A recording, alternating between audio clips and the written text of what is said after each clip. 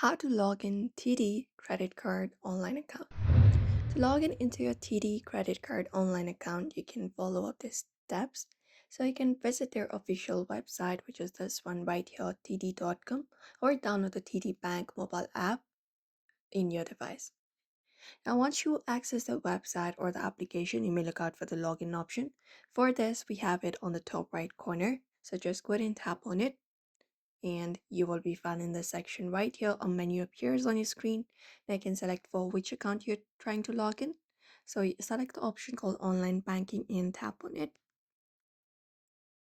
Or you may select the option called cards from the menu, drop it down, expand it up, and select the option of credit card, and you will be directly taken to the login page. So first of all, you can just basically go ahead and here in this page, once it loads up, you can directly log in. So here in this section, you can enter up your username or access card number and then your password right below it, and then select the login button. And that way you will be logged in easily into their online account.